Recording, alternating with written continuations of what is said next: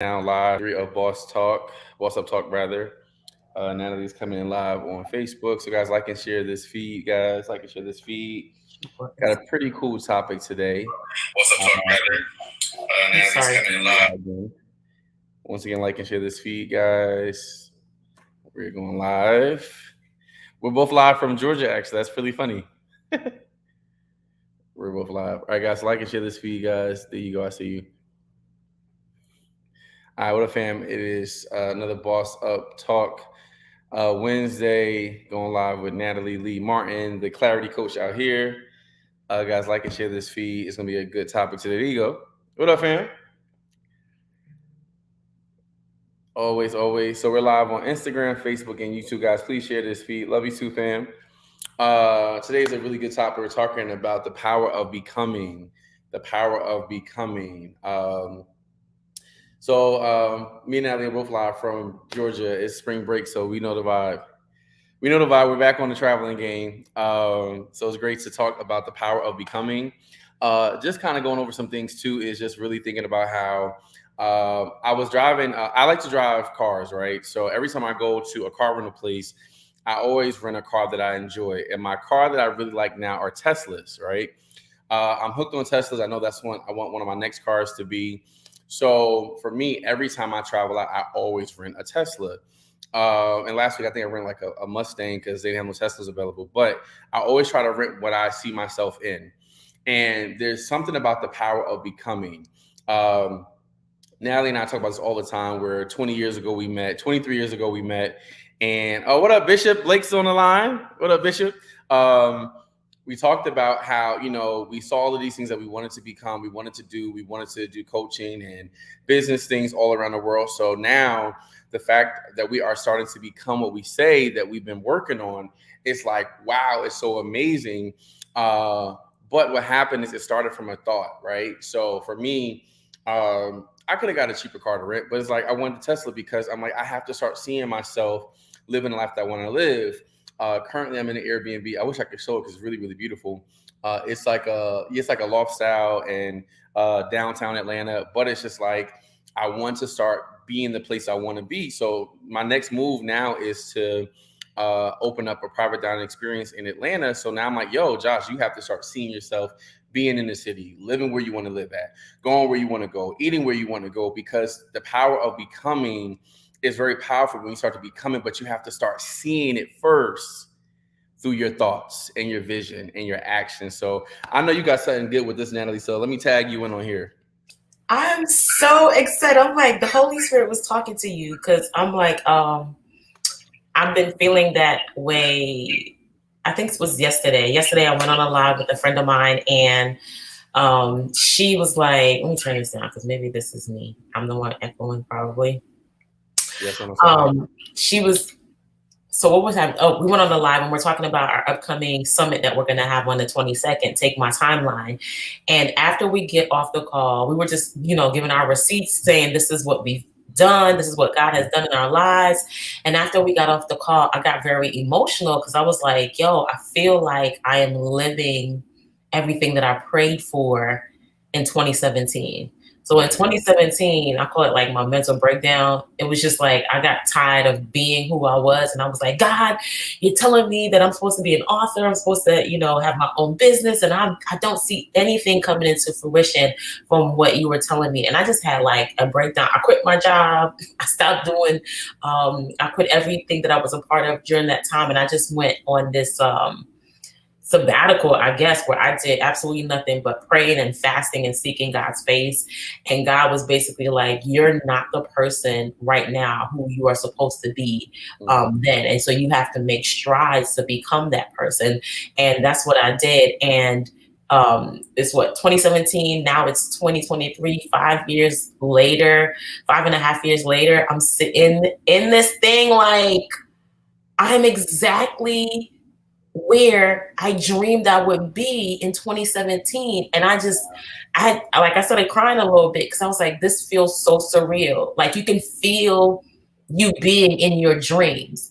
And you Mm-hmm. know how people are like, you see other millionaires, you see other business owners, and you're like, I wonder what it feels like to be in that position. And now it's just like, I'm not even worried about other people. I'm just excited because I'm like, I am who I dreamed I would become in I this love that. moment. Although the millions are still on the way, I can feel myself being a millionaire. I can see it, I can feel it. Everything is coming into alignment with what I spoke 5, 6 years ago. So I'm excited today. Like, this is just right on, spot on. I think that's so dope because it does feel so real when you start to experience things that you thought you knew that you would be there. You pray, especially in church. We always talk about name it and claim it. Especially when we were like really starting out in our like faith journey, name it and claim it, speak it is yours, and these things are great. But the thing about it is, when you don't have it, or when you don't see a lot of people around you having it, it can be really discouraging because it's like, I know I'm supposed to be here.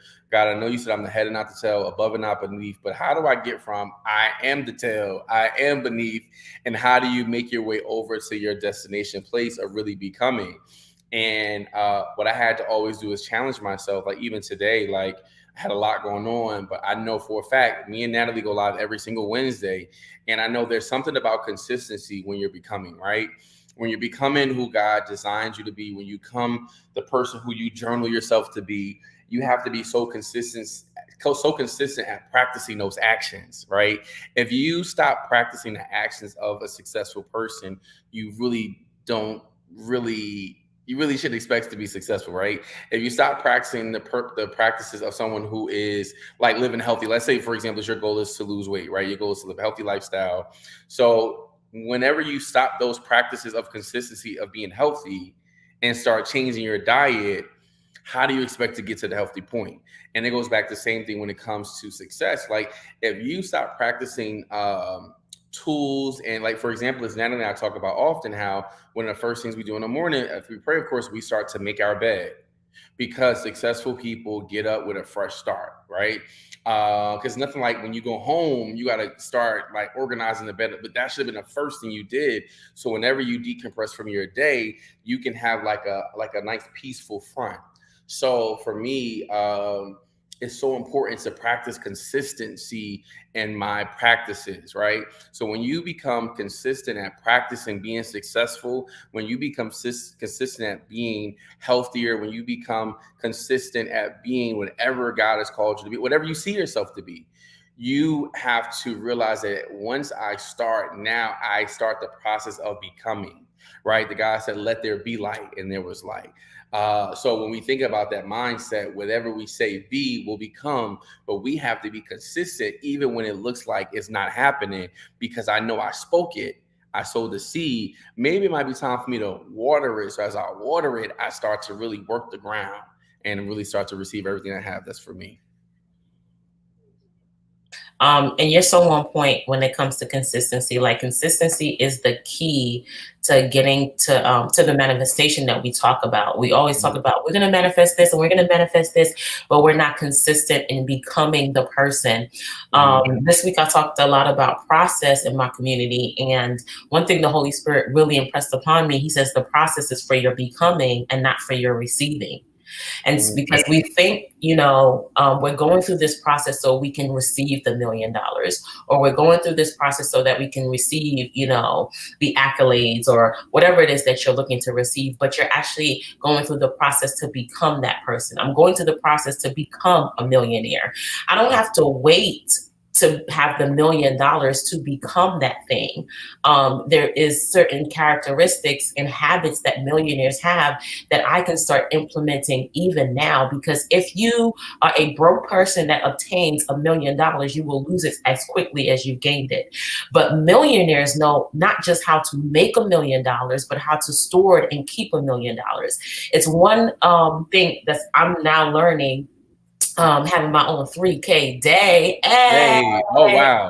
you know what I mean? Getting in this place That's where now I'm making thousands of dollars a month as opposed to hundreds. Thank you, Jesus. It's one thing to make the money, it's another thing entirely to manage the money. That's good. And in order to be and stay a millionaire and transfer the wealth to the next generation, you have to know how to manage the money. And I was so focused on making the money that I forgot the other aspect of it was managing it. Sorry about all the stuff going on. I got kids coming in at this time. That now I'm like, oh, this is why God was telling me to manage the little that I had. Because when I get a lot of money, the same process that I go through to manage the little, I will do to manage the lot. So if I'm not doing a good job taking care of my finances, actually spending below my means. I heard a millionaire the other day, yesterday, he said he makes $17 million in his business. Wow. And he only spends $150,000. His expenses are $150,000 in his house, and he has $17 million. I'm like, that ain't added up. That's way less than, but you're thinking if I'm making 17 million, I could spend a good 12 million and still be okay. And he's like, no. I'm going way below that. But how do you manage that? You have to learn how to do it when you only have 100,000. You got to learn how to do it when you only have 250,000. This is why we give kids $5 and see how they manage the $5. And from that, they get more. So the becoming, the process and all of that is not just about what you're going to get, but who you're going to become so that when you get those things, you're able to store it well. That's so good because, and especially you see this with a lot of athletes, they plan to make the money, but they don't really plan what to do with the money to prolong it.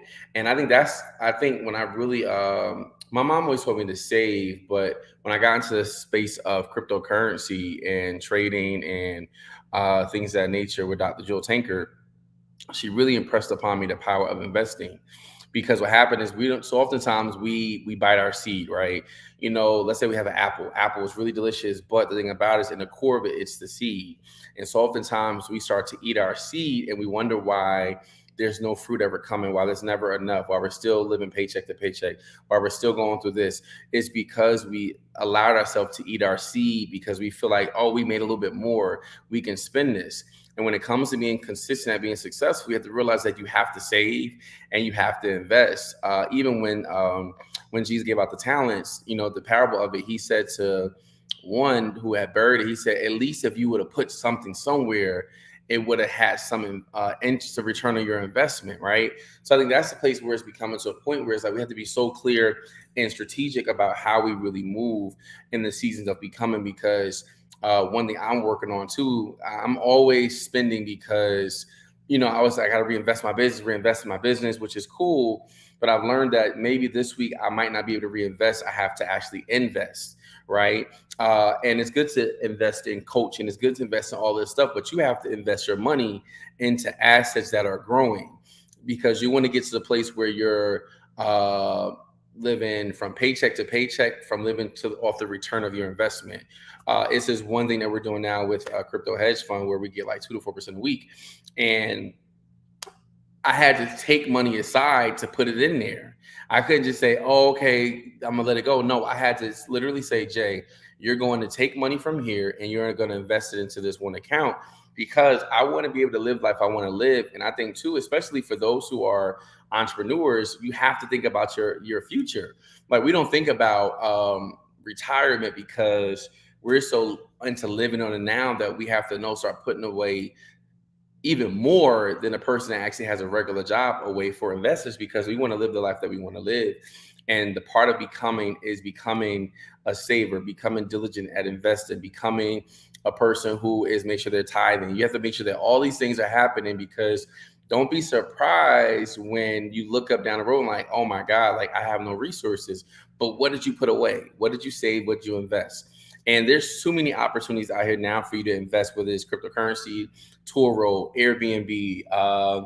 There's so many apps that you can do to really invest. Acorn, Bitcoin, and so many things you can do. So you really have to get to a place where it's like even a Roth IRA account, learn how to really manage your resources, because it's going to be a point where you want to live the life you want to live, but did you put stuff aside for you to start to live that life after you become? There's so many people who become an athlete, and then when they get to retirement, they're broke.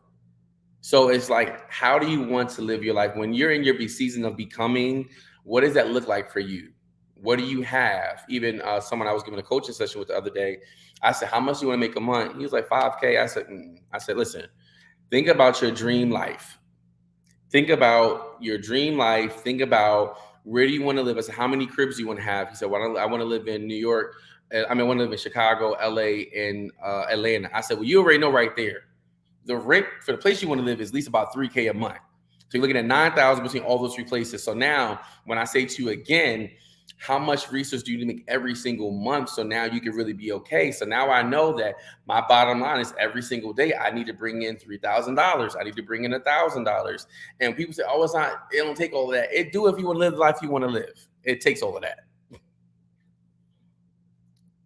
Listen, it take all of that and more. And I love that you're like, don't cap yourself on what you think you're capable of doing. This is why I personally love doing business with God, because doing business with God, it's like he is the God of the universe. He has access to everything, all things, and I don't have to limit myself to what I'm capable of doing, because once God gets in the business, he can supersede what I'm capable of doing and do so much more. So I'm just like, I personally can't do business without God, because my mindset is so limited, and I want to be able to think outside of the box. Like you said, $5,000 is just the crumbs, basically, when people out here are talking about $1 million days. The other day, yesterday I was sending a message to my friends, and I accidentally said, I'm going to have $1 million day.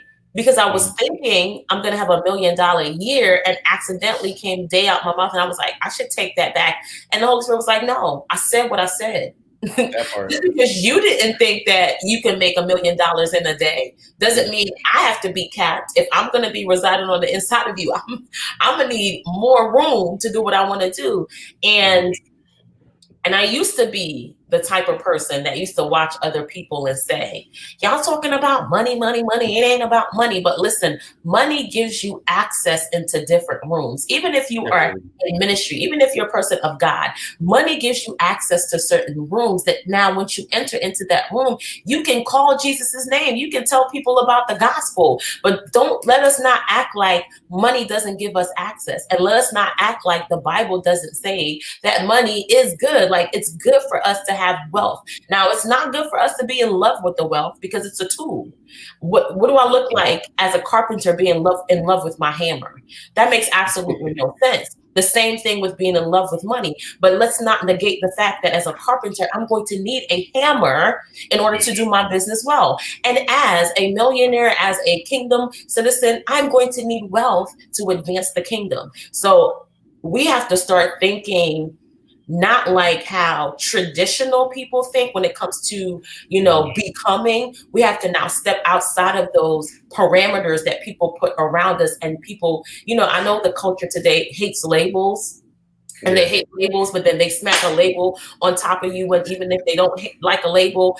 But we have to start looking at if we are incorrectly being labeled by our culture, by even our church, by the things that we used to love. We have to learn how to take the label off and start expanding our minds and saying, you know what, I used to think that I would only be this thing. But now as I'm moving into these areas, I'm realizing I can become so much more. What else is there that's out there for me? What else can I see? And I love the fact that you talked about driving a Tesla, because you're like, I want to be able to test drive my future life today. That's the thinking. That's good. It's funny, and we talked about this maybe. Oh man, I forgot what episode we talked about this in last year, but we talked about how the Bible talks about, he's a light into my path. No, what is it? A lamp into my feet, light into my path, right? Sometimes all we have to do is write what we're trying to see and say, hey, God, this is the real conversation. God, what do you have for me? Right? Because his desires become your desires, right? So once you start to really take time to really see what God is saying to you, when you start to really see different experiences, because you can't unsee once you've seen, right? So once you see better, you start to want better. So now I'm like, all right, guys, so this is the lamp. I'm taking one step. Okay, you showed me this. Okay, let me take another step, because there is a path, right? But sometimes you may only see the little part that allows you to do step by step. And so oftentimes we have this big plan, but we don't know how to break it down. The biggest way to achieve goals is to break down each step. With my students, when they see something difficult, they say, "Oh, this is hard." It's not that it's hard. You're just looking at the grand scheme of things, but not saying, "Hey, step one said preheat the oven." That's all I had to do for step one was preheat the oven. The second one says uh, slice all your vegetables uniformly. So julienne all your peppers. Okay, let me take my pepper and let me slice it julienne. Let me just do that part. Okay, what's step two? Wait, did I do step one? Did I turn the oven on? Yeah. Okay, did I do step two? Okay, now I'm ready to go step three. When you start to create a strategy for your life of just taking it one day at a time, it becomes so much easier. Like with this whole move to start doing private dining in a whole nother state, it's very, very exciting to me. But I'm like, all right, God, like I know that because this is how it came about. Last week, I was literally in Atlanta on Saturday, went to this and I was very thinking about, I need to really find to spread this out to another city. So I was in a restaurant, I saw my clients, and it was like, "What you doing out here?" I said, "Wait, I'm just out here just chilling." They said, "Are you moving down here to start because we want you to cater some events?" Literally, I said, "I'm thinking about doing some private dining work here." Literally 2 days later, they booked me for 2 gigs. Right, these 2 gigs came up to me like 5K. So now I'm like, oh, okay. So now I was like, okay, now I see you happening. Then over the last few days, I just started contacting a lot of friends I have down here. I'm like, oh, yo, we would love to do an experience out here. So now it's like, wow, you're just putting the light onto my left foot, my right foot, my left foot, my right foot. All I have to do is keep walking. I don't got to worry about how I'm going to pay for it. I don't know where I'm going to do it. I don't know any of this stuff. All I know is that I'm going to take it. He's a lamp unto my feet. Bam, light into my path. Okay, it's going up.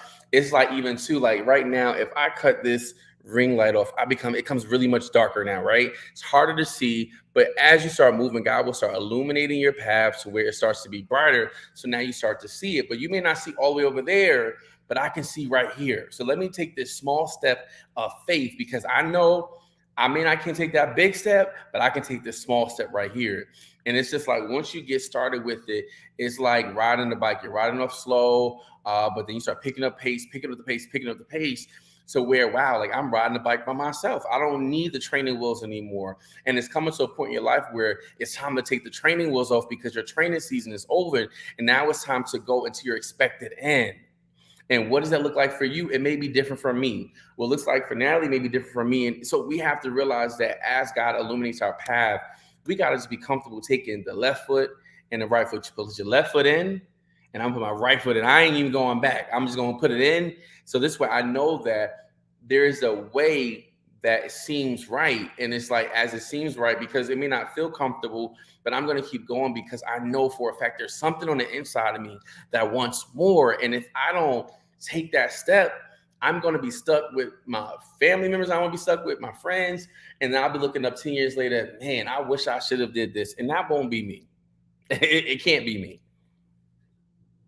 Oh, baby, this is so good. This conversation is we almost missed this week. I know. This is so good, but it was right on point because it was supposed to happen this week. I just know with everything going on, it was supposed to happen. And I love that you said when you were talking about the steps, like this is step one, this is step two, this is step three. And sometimes we want to skip the steps of becoming. And we find ourselves back at the starting point every single time. It's like, can I just not do this step number two, but you're still gonna have to go back to do it. Like it's not gonna work out. So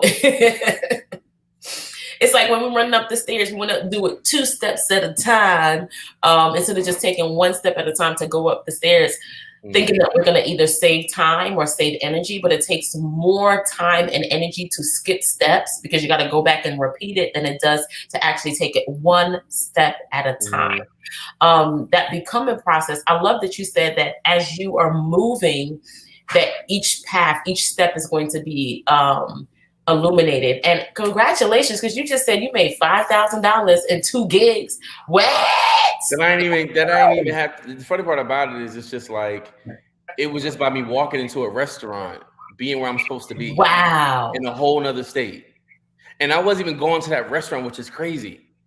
I was going somewhere else, and I was supposed to leave, actually. I was supposed to leave on early Saturday morning, but I decided to stay. So it's like if I would have not been obedient and take them steps of the guided path, I would have missed out on what was ready for me. And now it's like that's That's my rent and some other stuff already paid for May. Just by being obedient to the path and taking those steps. Just by being obedient to the path and taking the step.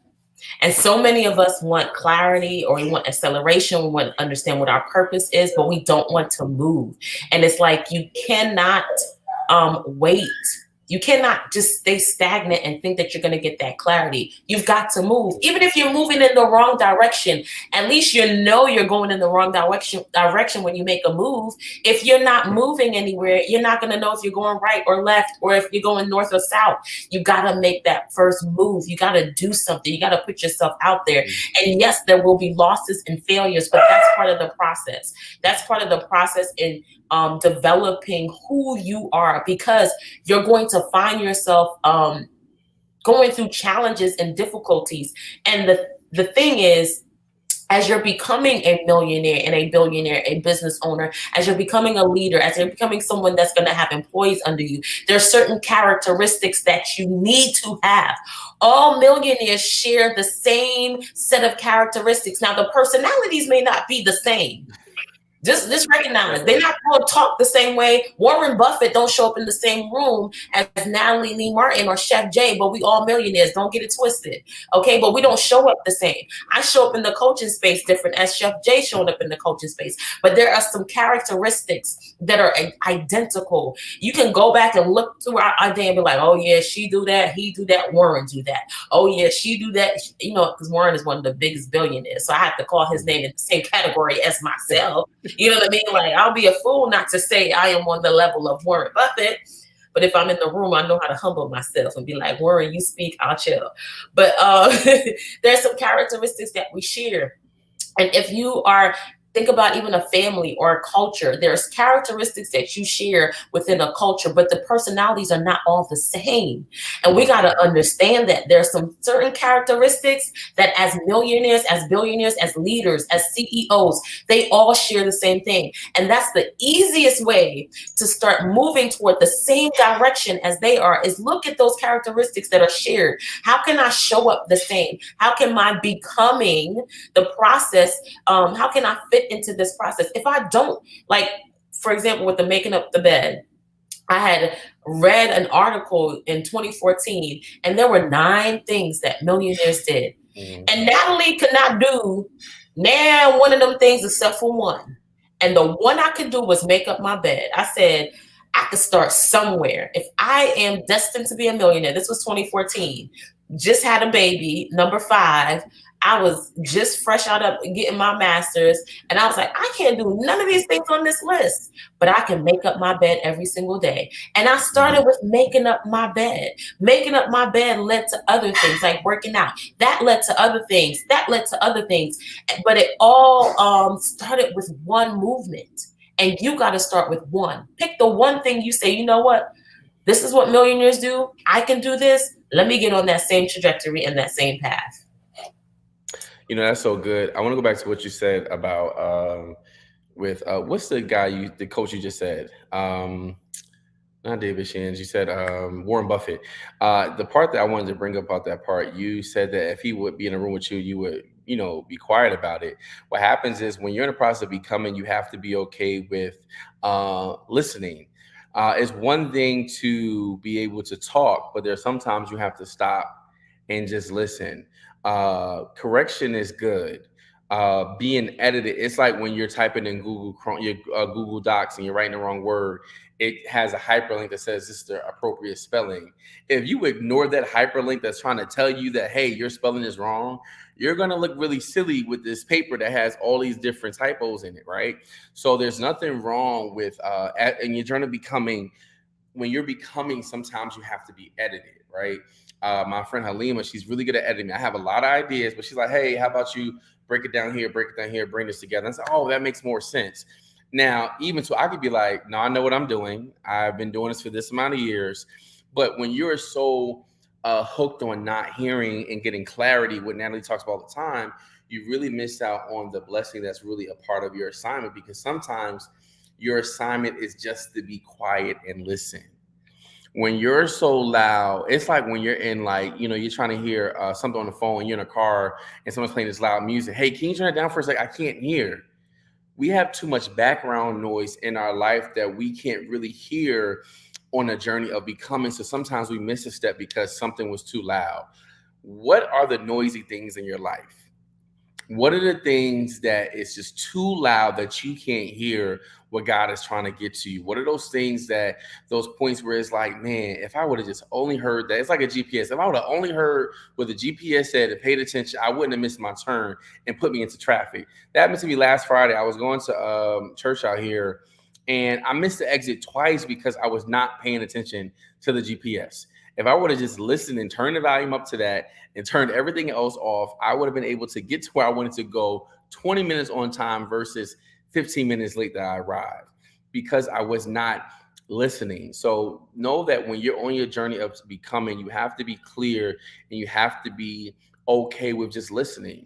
There is something about clarity that comes about when you start to listen, and you will find out what seemed difficult will start to become easy, but it takes you stop talking, just listening. And I know sometimes like it's really nice to talk, it's nice to be excited. Being excited is cool, but sometimes when you're too excited, you miss the directions. Like with my students in class, I think one of them online too. I think David, he got on in line. This his group is annoying because what they do is every time when we in lab, I will start giving out the directions and they start talking because they're so excited about the assignment that they don't take time to really stop and hear the instructions. Because what happens is in your excitement, you have to put it on pause to make sure you hear steps 1 through 5. Because when you're excited, you may miss step 3. And step 3 might have been the most important part of the project, of the assignment. So you have to be okay with just taking a break to listen to everything, because there is a blessing in you being quiet. In those quiet moments, that's when God speaks. Sometimes God, we expect an audible voice, but we can't hear him because we're too loud. We're too loud, and you miss out on the gifting that you really could have got, by moving so fast. Like I would have never thought that by me coming to Atlanta, I was secure at 5K just by showing up to eat somewhere, So you want to think about that part is, am I taking time to be quiet? Am I taking time to be coachable? And for me, like I can be very much so secure in what I do that sometimes I know a lot, but I have to realize that you know a lot, but you don't know enough to get to the next level. So Jay, be like a sponge, fill up with knowledge, and when you're requested on, then you squeeze that knowledge out. But in the meantime, you stay there fixated on getting what you need to manifest so you can really have everything you need. Wow. Star says she's taking time to be coachable. Yeah, that part right there, Star. I had to write it down in the chat when you said you're so excited about the assignment that you missed the instructions. And sometimes we gotta like quiet and listen. Like, yes, this is gonna be big and grand and beautiful and wonderful, especially when God says things like you're gonna be a billionaire or a millionaire, you're gonna have a big house, or you're like, but then you get so excited, you start moving. You didn't sit long enough to hear, okay, this is what I need you to do. Step 1, go make up your bed. You're like, how is that going to make me a millionaire, God? Make up your bed. So and it's clarity when you do that. Yeah. So much clarity. Yeah. I love it. I was just going to say, I love it. This is so good. Such a rich conversation. And just that part right there, Chef, was everything, was gold. Some of us just need to shut up and be quiet and listen. And talking is wonderful, like you said. And as I was listening to you, I was like, man, there was a time that I would come into a conversation because of insecurities on my own part. As soon as somebody says something, I was already calculating what I would say when it was my turn to speak. And I never fully grasped what they were saying. And if I was still that person, I would have missed what you were just dropping as far as being quiet, because I would be so consumed with, okay, I want to make sure that I'm prepared so I can give something, and I don't want to look stupid. And now it's just like, I don't care. This is who I am. Sometimes it takes me a while to process information, especially when it's such rich gems that I'm like stumbling across my words. This is just who I am. And it's okay if I show up as myself. I will be refined in that process as time goes on. But right now, this is where I'm at. And his words got me caught off guard, and I need to sit and think about it. But Mhm. listening, man, that's a skill that a lot of people don't have, and a lot of people don't take the time to master. Yeah. But when you do, things will move so much faster if you can master the art of listening. That's all. This is good. And I think that's one of the biggest parts of becoming. When you're in your journey of becoming, you have to be okay with listening. And it's not saying that you're a child or you're incompetent. I would rather someone give me step by step ways to become a multimillionaire versus me trying to outtalk them. I don't know it. Like when I'm with my mentors, like especially when I'm with that Dr. Jill Tankard, I am quiet. I allow her to just, even to sometimes I used to be her driver. Like, I said, I'll drive you there. And it would be like sometimes just sitting around and you hear gems, but we're so fixated on trying to add value to the conversation when honestly the value is you being quiet and you just taking it all in. So when you're in the journey of becoming, you start to receive more when you're coachable. When you start to really just hush up and just let your mind soak it all up. Let your spirit soak it all in. If you realize that the spirit man gets the most rest from you when you're sleeping because he can really start to work. So oftentimes, that's why even at nighttime I watch what I watch on TV. I try to cut it off and just have either like motivation music or something like that just playing over the night because I want my spirit to be inspired. Sometimes you wonder why you wake up a certain way. What was the last thing you did before you went to sleep? Because sometimes how you end your night is how you start your day. How you end your night is how you start your day because you got to think why your body is. That's why when we eat breakfast, it's breaking the fast. So you want to make sure during that time, what do you put into your system?